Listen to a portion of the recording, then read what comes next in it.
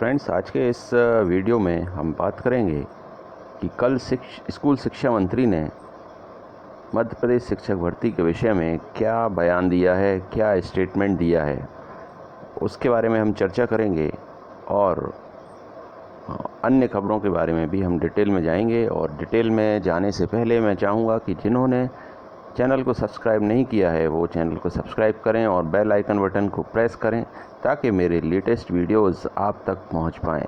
तो आइए हम देखते हैं डिटेल में।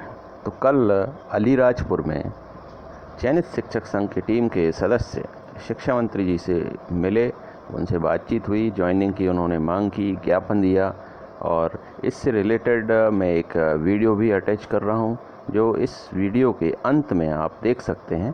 तो आपको अंदाज़ लगेगा कि उन्होंने क्या कहा है और वही निष्कर्ष निकल कर आया है कि इनका जो कहना है कि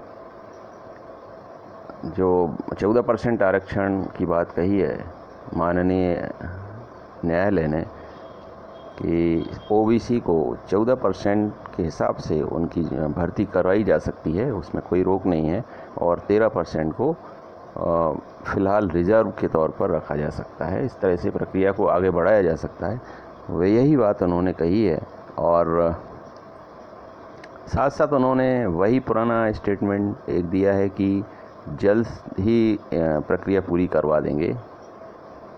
तो वो जल्द कब आएगा ये आने वाला समय बताएगा। ये देखिए, ये कल जो मुलाकात हुई है उसके ये फ़ोटोग्राफ्स हैं, ये देखिए।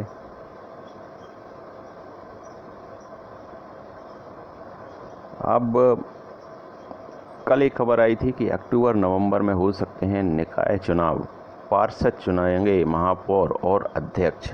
प्रक्रिया 15 सितंबर से शुरू होगी, पंचायत चुनाव दिसंबर में।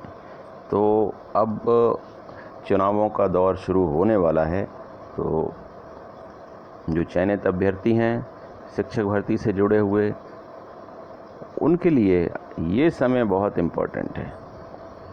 अगर आपने संघर्ष करके जुलाई और अगस्त मैक्सिमम आपकी ज्वाइनिंग आपने ले ली तब तो ठीक है, नहीं तो फिर देखिए सितंबर से प्रक्रिया शुरू हो जाएगी तो ये चुनावों के फेर में आपकी भर्ती प्रक्रिया आ जाएगी।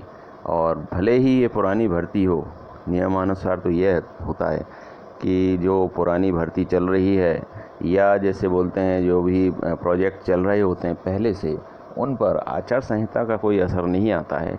लेकिन आप जानते ही हैं कि सरकारों को तो एक बहाना चाहिए होता है, वो आचार संहिता के नाम पर ही प्रक्रिया को रोक देंगे कि जो भी होगा चुनावों के बाद होगा।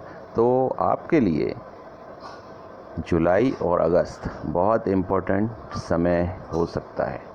जितना संघर्ष आप कर सकते हैं, जितनी कोशिश आप कर सकते हैं, वो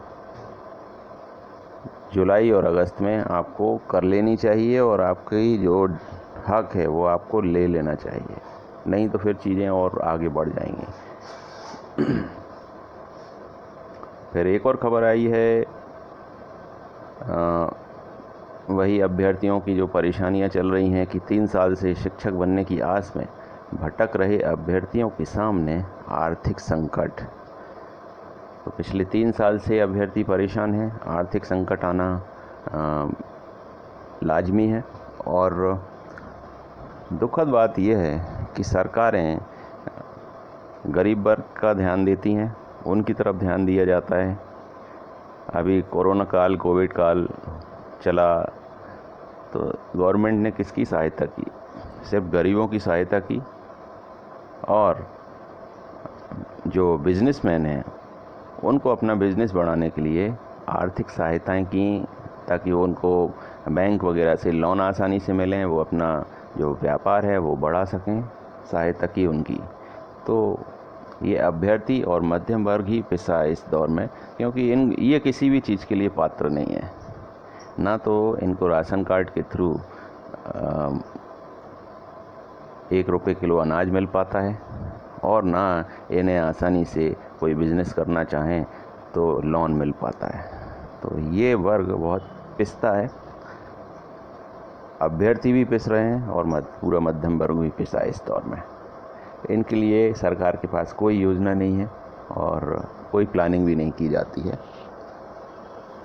अब इंदर सिंह परमार ने क्या बयान दिया है, जल्द से जल्द ज्वाइनिंग की कोशिश। शिक्षक भर्ती में सत्यापन की प्रक्रिया चल रही है। कोशिश की जा रही है कि अभ्यर्थियों को जल्द से जल्द ज्वाइनिंग मिल सके। कोर्ट के आदेश और तय प्रक्रियाओं का पालन करते हुए इसे शीघ्र पूरा कर लिया जाएगा। एक टाइमलाइन इसमें भी उन्होंने नहीं बताई कि कब तक पूरा कर लिया जाएगा। तो इस वीडियो के अंत में मैं एक इनके कल जो बातचीत हुई है अभ्यर्थियों की, उसका वीडियो क्लिप अटैच कर रहा हूँ, आप वो देखें और हम जल्द मिलते हैं अगले अपडेट के साथ शिक्षक भर्ती से जुड़ी हुई। अपना ध्यान रखिए। Thank you so much. लेकिन बीच में जो कांग्रेस के एक नेता है दिग्विजय सिंह, जिन्होंने हाई कोर्ट में एक प्रकरण में याचिका में सम्मिलित होकर के 48% जो पिछड़े वर्ग को आरक्षण देने का सरकार का था, उस पर स्टिक हो गया। तो कांग्रेस लगातार ऐसी हरकत करती है। जब भारत सरकार ने सामान्य वर्ग के गरीब परिवारों के बच्चों को 10% आरक्षण देने का प्रावधान किया, तो कांग्रेस ने ही सुप्रीम कोर्ट में वकील खड़ा किया और उसमें भी कोशिश करी कि वो भी लागू। मतलब कांग्रेस समझ में नहीं आता है कि सामान्य वर्ग के साथ है, अनुसूचित जाति जनजाति वर्ग के लोगों के साथ है कि पिछड़े वर्ग के लोगों के साथ है। इसलिए कांग्रेस जानबूझ करके न्यायालयों में हर विषय को, हर मुद्दे को, मैं एक इस विषय से हटके विषय है, राम जन्मभूमि वाला विषय 5 साल पहले कोर्ट निपट जाता है। यदि कपिल सिब्बल बार बार कोर्ट में खड़ा होकर विलंब नहीं करता तो इस देश की समस्याओं को लंबित रखना ये कांग्रेस की वृत्ति है। समस्या के निराकरण पर, निष्कर्ष पर किसी को भी पहुंचा नहीं देना चाहता। एक तरफ कहेंगे कि हम 27% को आरक्षण देंगे, खुद नहीं कर पाए, केवल घोषणा कर दी।